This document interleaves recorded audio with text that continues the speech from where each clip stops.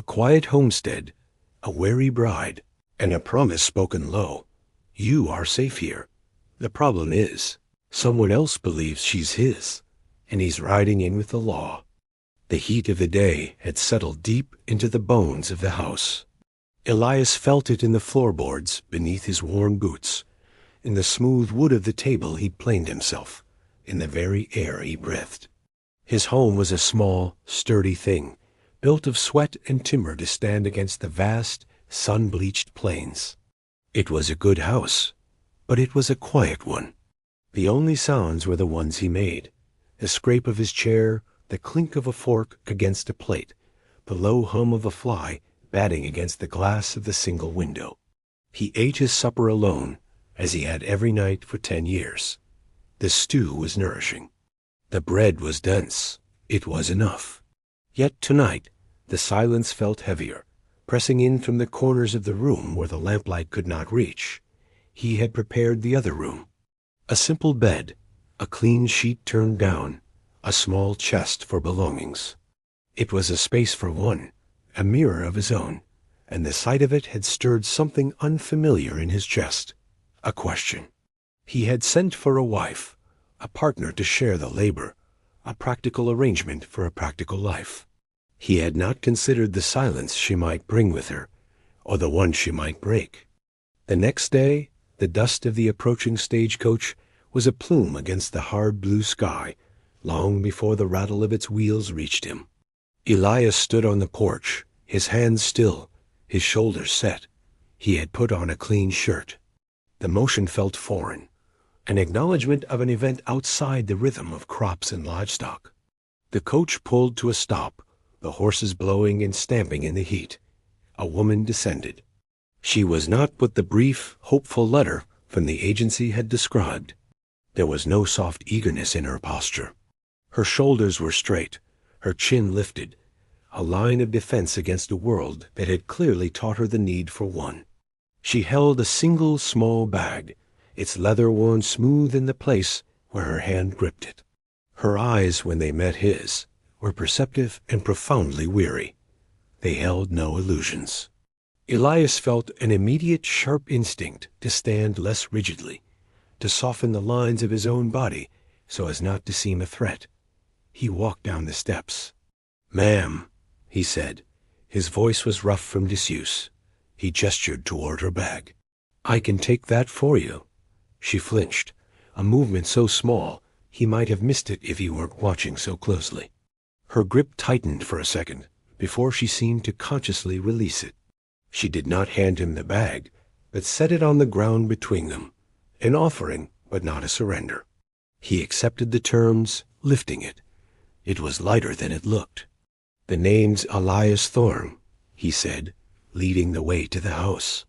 "Elara," she answered, her voice low and clear, but she offered nothing more. Inside, the house was cool and dim. He led her to the prepared room. "This is yours," he said, placing her bag at the foot of the bed. He did not cross the threshold. He gave her the space, the ownership of it. He saw her gaze sweep the room, noting the lock on the inside of Fedor he'd installed that morning. Her shoulders seemed to drop a fraction of an inch. "The well is out back," Elias said, his voice quiet. "Supper is at sundown." He retreated, leaving her in the cool silence, the scent of fresh-cut wood and clean linen filling the space between them. The first days fell into a rhythm defined not by words, but by shared tasks. Elias rose before the sun, the habit of a lifetime, and would find coffee already brewing when he entered the kitchen, the soft scent a new and welcome presence in the morning air. Elara would be there, moving with a quiet efficiency that seemed to be her nature. They did not speak of arrangements or expectations. She had taken the house as her domain, and he the land as his. Yet the lines between them blurred in small, unspoken ways. He came in from the fields one afternoon, the sun having beaten down on him until his shoulders ached, and found a pitcher of cool water waiting on the table, a sprig of mint floating in it. He drank, the simple gesture of care more potent than any conversation. Another day, he found his favorite work shirt, the one with the tear in his sleeve he always meant to fix, lying folded on his bed. The tear was gone, replaced by a line of stitches so small and neat they were nearly invisible. He ran his thumb over them, the texture of the thread, a tangible sign of her presence, her effort. He noticed things about her, too. She always sat with her back to a solid wall, her eyes scanning any new space with a practiced, assessing gaze. She never let anyone, not even the grocer in town, stand directly behind her. She was a survivor, and her body remembered threats her mind might try to forget. He began to adjust his own movements, never approaching her from behind, always making a small sound to announce his presence before entering a room. It was a new language he was learning, one of a protector who understood that safety was not just about locked doors, but about the space one gives another to breathe. One evening, he found her on the porch, her hands idle in her lap, watching the last of the sun's light bleed from the sky. He had been carving a piece of scrap wood, a nervous habit, and he held out his hand. On his palm rested a small, crudely carved finch, its head cocked as if listening. It was rough, but the intent was clear. She looked from the carving to his face, and for the first time he saw something other than weariness in her eyes. A flicker of curiosity. She took it from him, her fingers brushing his calloused palm. The touch was feather-light, accidental, but it sent a jolt of warmth through him. "Thank you," she whispered. It was the first time either of them had acknowledged the small, growing current of kindness that was beginning to flow between them, a quiet stream in the silent house. The summer heat baked the earth into a hard, cracked canvas. The creek had dwindled to a trickle, and the air was thick with the scent of dust and dry grass. Elias was mending a stretch of fence at the far end of his property, wrestling with brittle wire and stubborn posts. The wire snapped back, lashing across the back of his hand, opening a shallow, bloody cut. He swore under his breath, wrapping it with a handkerchief that was already grimed with sweat and dirt. The work was hard, solitary, and for a moment the old loneliness settled over him, familiar as the weight of the sun on his shoulders. When he finally trudged back toward the house, he saw Elara waiting on the porch. As he drew closer, he saw she wasn't waiting for him, but for his injury. A basin of clean water steamed gently on the small table beside her, with a bar of lye soap and strips of clean cotton. She did not speak as he approached, simply nodded toward the basin. He stopped, looking from her calm, serious face to the careful preparations. It was a simple act, but it felt profound. He had tended his own wounds his entire life. To have someone else see his hurt and offer comfort was a thing he had not known he was missing. He sat on the porch steps, unwrapped the dirty handkerchief, and submerged his hand in the warm water. The sting was sharp, but clean. He worked the soap into a lather, meticulously cleaning the grit from the wound. Elara sat nearby, her hands folded in her lap, a silent guardian over his small moment of vulnerability. "Thank you," he said, the words feeling inadequate. She gave a small, single nod. The gesture said, "Of course." It said, "This is what we do." They were a we. The thought was new, and it settled in his chest with a surprising weight, a solid and reassuring thing. Later that week, he noticed the small patch of earth by the kitchen door where she had been trying to coax a few herbs to life. The relentless sun was winning, the leaves limp and yellowing. The next morning, he spent 2 hours sawing and hammering, using the last of his good lumber to build a small raised frame around the patch. He filled it with richer soil from the creek bed, and then constructed a simple canopy of burlap to shield the delicate plants from the harshest of the afternoon sun. He was finishing when she came out, a basket of laundry on her hip. She stopped, her eyes fixed on his work. She looked at the shaded box, and at him, his face damp with sweat, sawdust clinging to his shirt. A slow, genuine smile spread across her face. It was the first time he had seen it, and it transformed her, erasing the lines of weariness and revealing a warmth he hadn't known was there. The sight of it made his heart kick against his ribs, a sudden sharp beat in the slow rhythm of the day. A storm broke the heat. It came on suddenly, the sky turning a bruised purple-gray, the wind whipping dust into eddies across the yard.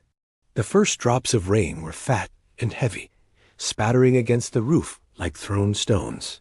Elias secured the barn door, while Elara latched the house shutters, their movements efficient and synchronized, a team that had worked together for years, not weeks. Inside, the world shrank to the small circle of light cast by the single oil lamp on the kitchen table. The rain hammered down, a relentless drumming that isolated them from everything else. The air grew thick with the smell of ozone and damp earth. Elias sat at the table, cleaning his rifle, the familiar motions a comfort in the storm's fury. He worked with a practiced economy, oiling the metal, checking the action. It was a tool of his life, a symbol of his self-reliance. When he was done, he reassembled it, the metallic clicks sharp in the charged silence. He looked at Elara, who was watching him, her expression unreadable in the flickering light. On impulse, he held the rifle out to her, stock first, the barrel pointed safely at the floor. It was a gesture of profound trust, offering a weapon to another. She accepted it without hesitation, her hands knowing as they took the weight of it. She checked the chamber, her movements as sure as his own. "My father taught me," she said, her voice a low murmur beneath the roar of the rain. "He said a woman on the frontier should know how to sow a field and sight a gun, one to feed her family, the other to protect it." She ran a hand down the smooth wooden stock, a flicker of memory in her eyes. She passed it back to him with the same care. The exchange had been more intimate than a touch. A sudden, violent crack of thunder shook the small house, and the lamp flame guttered. Elara jumped, a sharp, involuntary movement, her hands flying to her chest. He saw the flash of pure fear in her eyes before she could mask it.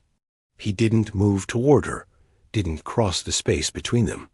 Instead, he kept his voice low and steady. "Are you all right, Elara?" He spoke her name softly, letting it hang in the air between them. It was the first time he had used it with such deliberate gentleness, a question that was also an offering of comfort. She took a breath, her composure returning like a slipped mask being put back in place. "Yes," she said, though her hands were still clenched. "Just the storm." But they both knew it was more than the storm. He held her gaze for a long moment, the sound of the rain filling the silence. In that shared look, an understanding passed between them. He had seen a crack in her armor, and he had not used it against her. He had simply stood watch. The storm passed, leaving the air washed clean and the earth dark and fragrant. In its wake, something had shifted in the house. The silences were easier, the spaces between them filled with a quiet awareness rather than uncertainty. Elara began to work in her small, shaded garden, her hands gentle in the soil. Elias found himself making excuses to be near the house, repairing a hinge on the porch steps, sharpening tools in the shed, just to be within the orbit of her quiet presence. He watched her one afternoon, her back to him as she knelt, carefully tending the new green shoots. The sun caught the loose strands of hair at the nape of her neck, turning them to threads of gold. A fierce, protective urge rose in him, so powerful it was a physical ache in his chest. It was more than a sense of duty. It was a deep, possessive need to keep this one small, brave person safe from all harm. That evening, as they sat in the customary lamplight, she began to speak. Her voice was low, hesitant at first, as if unearthing something long buried. She did not tell him everything, but she gave him pieces of her story, small, sharp-edged fragments. She spoke of a town in the east, of a comfortable life that had been a cage. She spoke of a betrothal, an arrangement made by her late father to a man of wealth and standing. "Mr. Finch," she said, her voice flat, devoid of emotion. He was a man who collected beautiful things. He thought I was one of them. She paused, her hands twisting a loose thread on her apron. He was not. Kind. His touch was a claim. His words were a leash. She finally looked up, her eyes meeting his across the table. I chose to be a mail-order bride 1,000 miles away over being his wife 1 town over. I chose the unknown over the known. Elias listened, his hands clenched into fists beneath the table. He pictured this Finch, this man who saw a person and thought of them as property. The quiet rage that filled him was cold and absolute.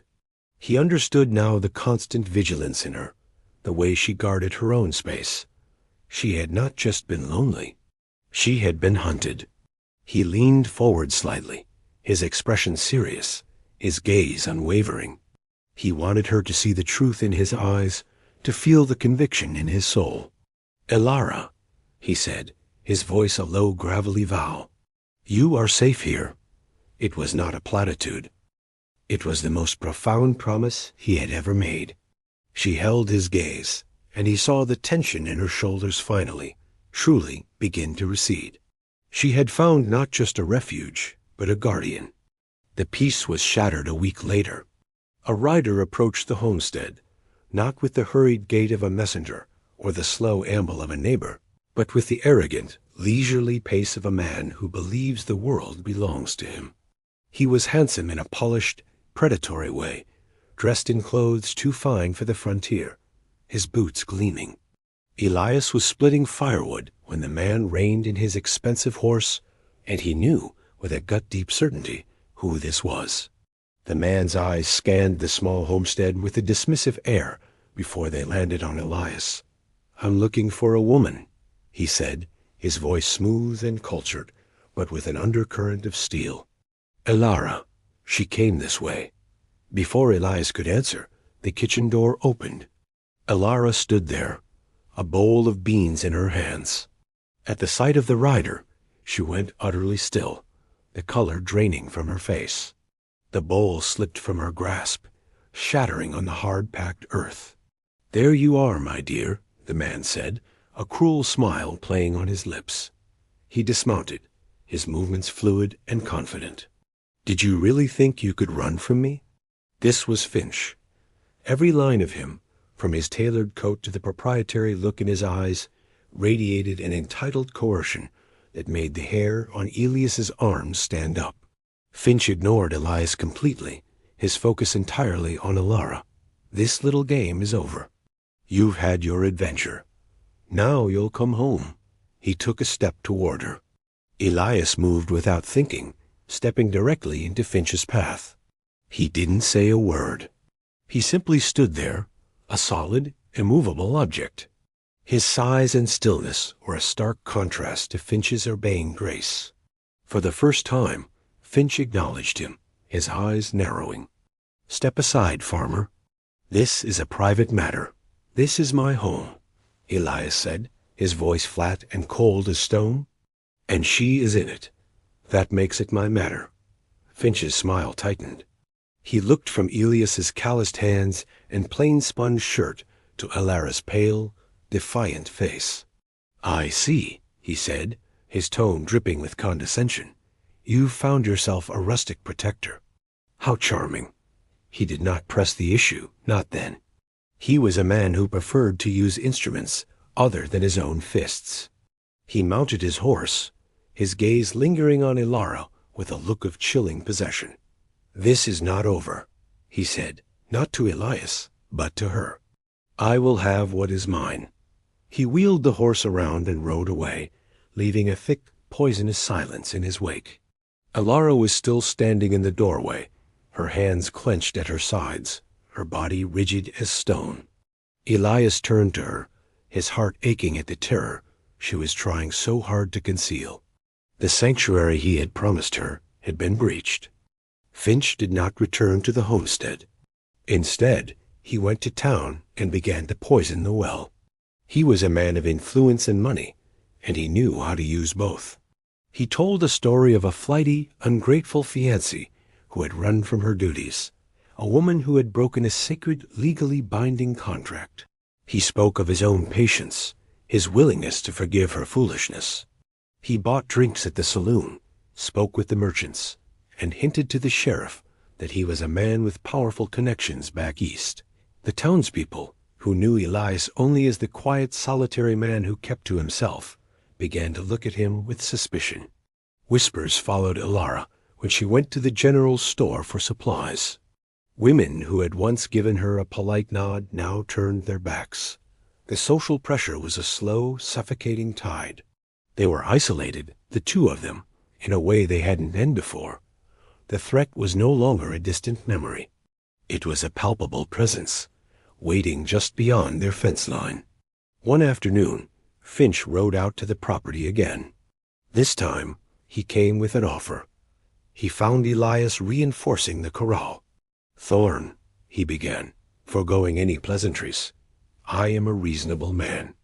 I'm prepared to offer you $500 for your trouble, a handsome sum for a few weeks of boarding."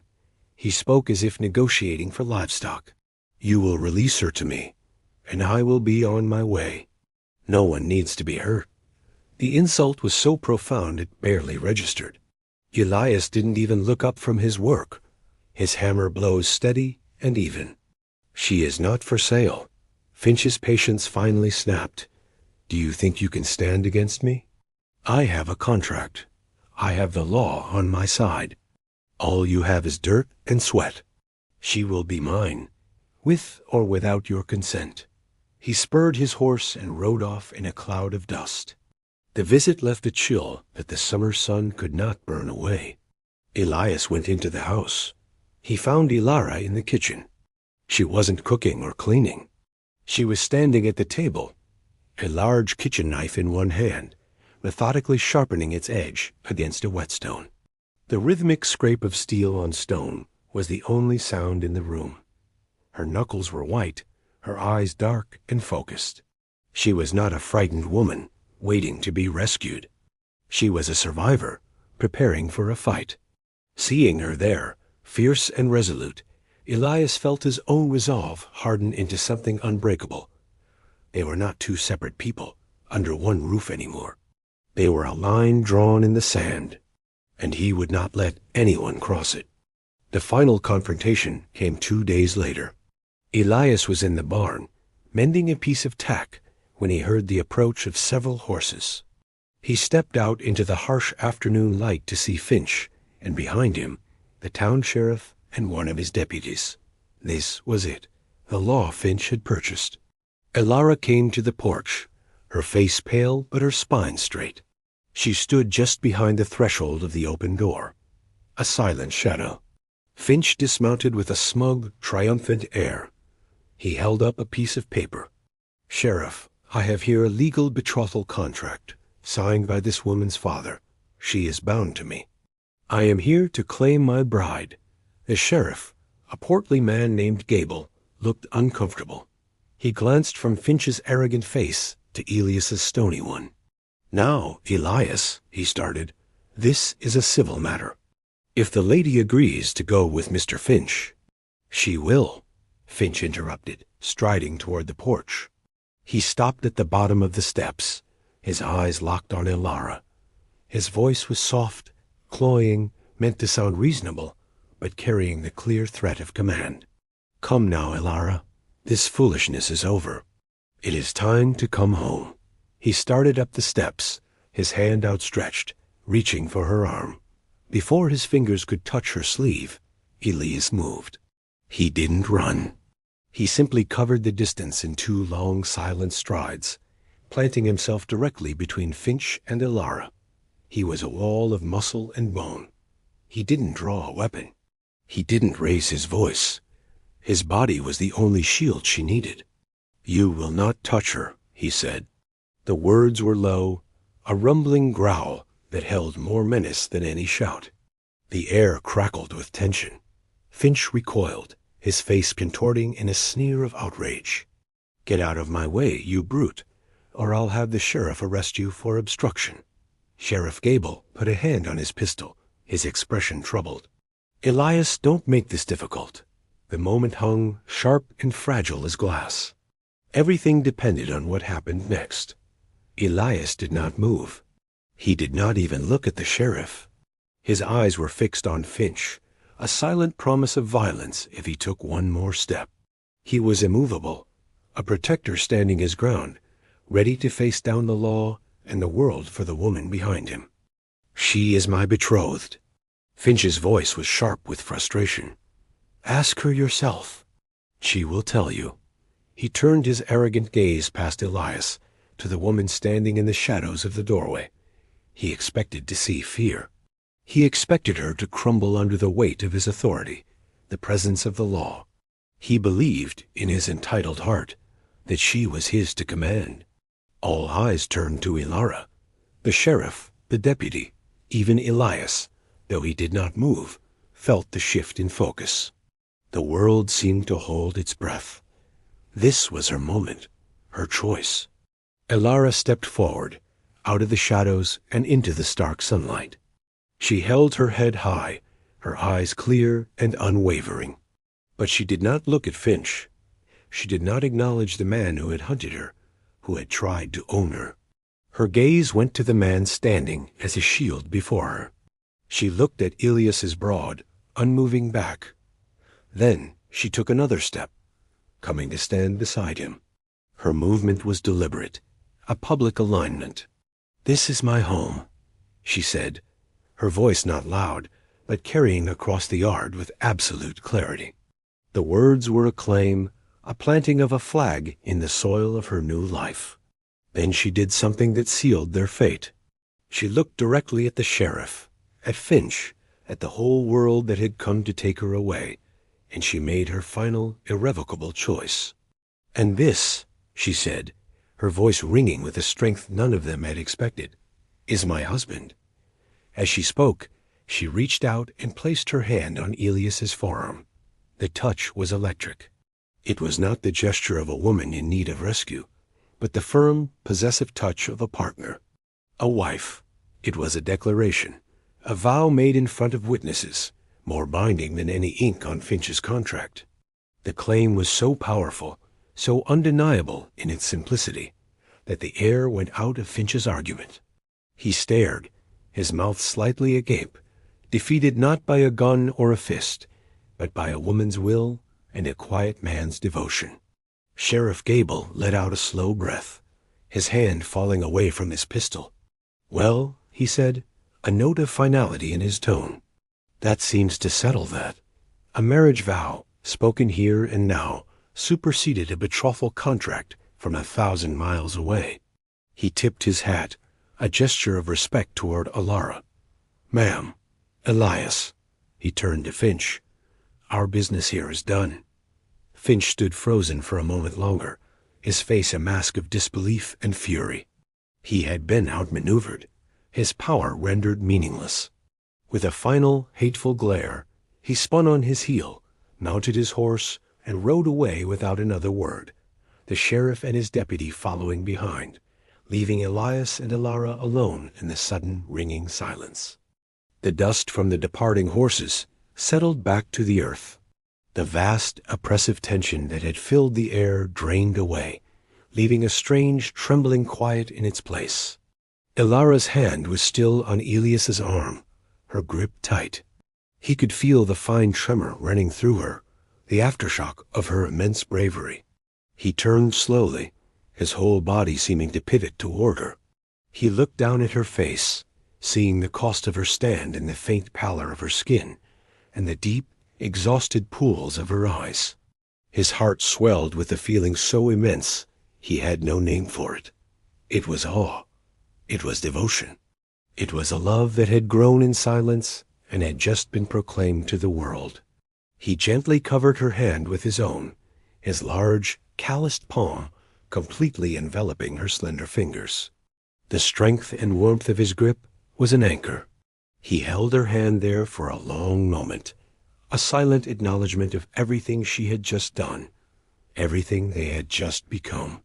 Then, without a word, he led her back inside the house, away from the harsh sun and the memory of the confrontation. He sat her down in a chair at the kitchen table, her body slumping slightly as the adrenaline receded. He moved to the stove, his motions deliberate and calm, and began to make her a cup of tea. He did not ask what she needed. He simply knew. The familiar domestic act, stoking the fire, fetching the water, measuring the leaves, was a balm. It was a return to their rhythm, a reaffirmation of the life they had built together. He placed the steaming mug in front of her, his fingers brushing hers. She wrapped her hands around the warmth of the ceramic, breathing in the fragrant steam. She looked up at him, her eyes luminous with unshed tears, but also with a fierce, unwavering trust. That night, an unspoken question hung in the air between their two separate rooms. After the house was dark and quiet, Elias took his bedroll and laid it on the floor in the narrow hallway, just outside her door. It was a simple protective gesture. A guard's post, a promise. A few minutes later, her door creaked open. He looked up to see her silhouette in the dim moonlight slanting through the hall window. "Stay," she whispered, her voice soft but clear. It was not a plea. It was an invitation. "In here." He rose, gathered his bedroll, and crossed the threshold into her room, into her trust. He closed the door behind him, shutting out the rest of the world, leaving only the two of them in the quiet, intimate dark. Morning sunlight, thick and golden, streamed through the window, illuminating the dancing dust motes in the still air. The house was quiet, but it was a different kind of quiet now. It was the peaceful, breathing silence of a home, not the empty silence of a solitary dwelling. Elias was in the kitchen, the familiar scent of coffee and wood smoke filling the room. Elara stood at the long wooden table, her sleeves rolled up, her hands dusted with flour as she expertly kneaded a mound of dough for their daily bread. They moved around each other in an easy, unspoken choreography, a dance they had perfected over weeks of shared labor that was now imbued with a new, profound intimacy. The threat of Finch was gone, a phantom that had been banished by their unified stand. But the bond it had forged between them was a tangible thing, as real and solid as the sturdy walls of the house. Elias finished oiling a piece of harness leather and hung it on its hook. He watched her for a moment, the rhythmic push and fold of her hands in the dough, the focused line of her brow, the stray wisp of hair that had fallen across her cheek. He saw her not as the survivor who had arrived on his doorstep, nor as the bride he had pragmatically sent for. He saw Elara, his partner, his wife. He crossed the kitchen in a few strides, his boots silent on the wooden floor. He stopped beside her, so close he could feel the warmth radiating from her skin. She paused in her work, looking up at him. He reached out, his touch impossibly gentle for a man of his size and strength, and brushed the dusting of flour from her cheek with the pad of his thumb. His gaze was direct, serious, holding all the unspoken promises of the days before and all the certainty of the days to come. "We'll need to see the preacher," he said. His voice was a low, steady rumble. It was not a question. It was not a proposal. It was a simple statement of fact, a confirmation of the vow she had already made, of the truth that now existed between them. A soft, true smile touched Elara's lips. She did not speak. She simply leaned into his touch, a small, trusting movement that spoke volumes. It was acceptance. It was a promise returned. It was the quiet, unshakable beginning of their forever. The house was no longer just a shelter from the plains. It was a sanctuary they had built together, filled at last with the quiet, enduring light of a shared life.